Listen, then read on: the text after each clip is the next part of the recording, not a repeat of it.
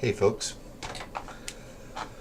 So we're going to learn how to do the APA format, and I'm going to be using a essay I wrote, Always Know the Subtle Differences, as an example. So let's first start with the running head, which is up here in the corner. Starts with a capital R, small h, colon, and then the running head itself is in all caps. The running head is actually the title of the paper. Notice my title is Always Know the Subtle Differences. That's 5 words. If your title is 5 or more words, you must condense it. So that's why the title is Always Know the Subtle Differences, but my running head is simply Subtle Differences.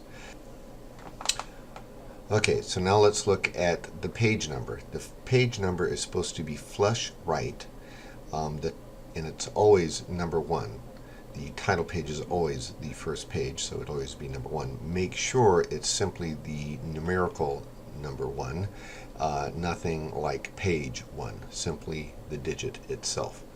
Okay, then we're going to talk about the elements of the title page.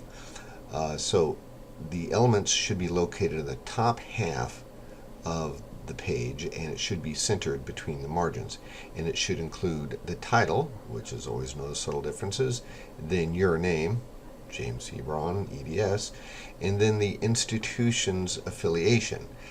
However, for the purposes of my class, instead of using the institution, you must put the name of the class and the section number. Underneath the section number will come the word count. The word count, for simplicity's sake, is going to be simply all the words in the entire paper. So not only will you be counting the body paragraphs, but you'll also be counting the title page and reference page. So all those numbers will go right there at the word count. Be sure to check the assignments directions to know what the word count is to be for each paper.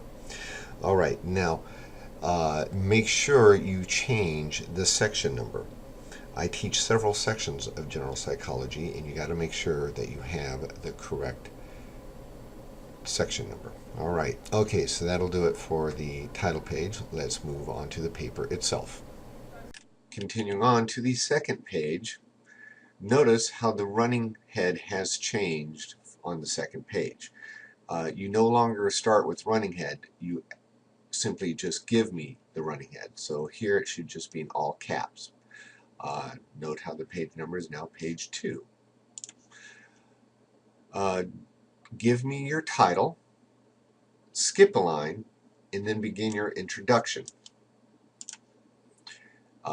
Indent and give me your introduction. For smaller papers, in most of my classes we have small papers, the introduction should not be very large.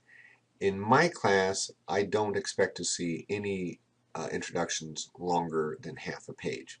Reason being is it's an introduction. It should be brief. So simply introduce me, not teach me everything, simply introduce me to the concept. Okay, now the last sentence in the paper is very important, or in the introduction is very important. That is your thesis statement. There's 2 types of thesis. One thesis is in the form of a question.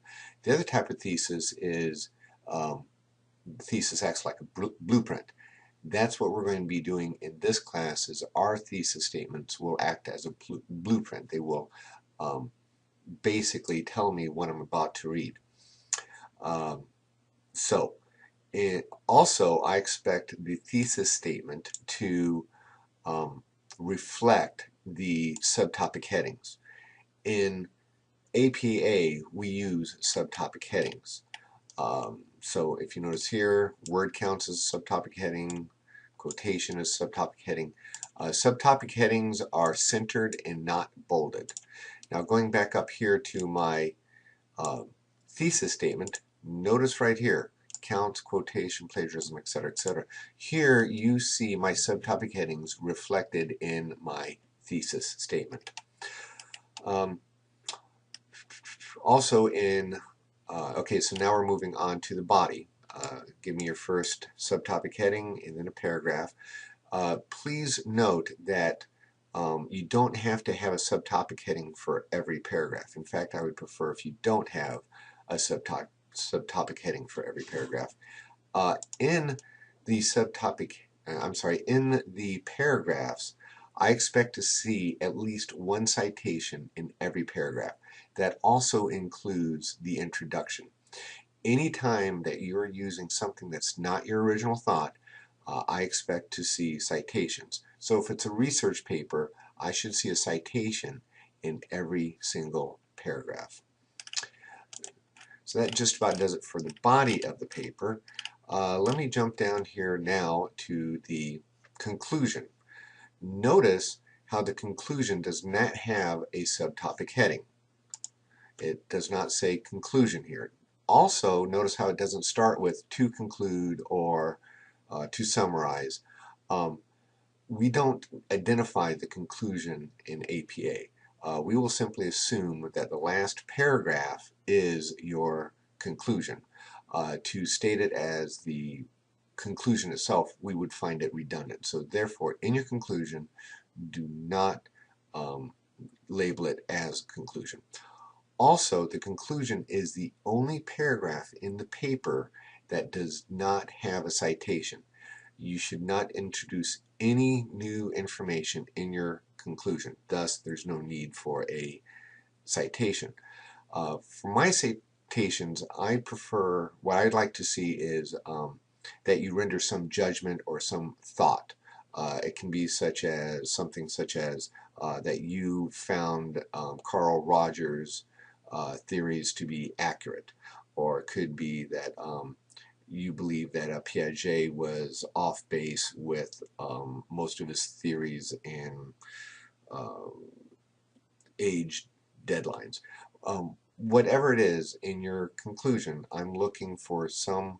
I'm not looking for you to restate your thesis statement. That would be a big no-no. I simply want you to render some type of judgment. Tell me what you think.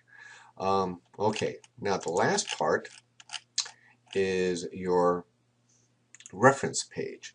Notice references here is spelled out with a capital R. We do not title it Works Cited. We do not title it Bibliography. It is simply references. And that's it. If you have any questions, feel free to email me. Good luck.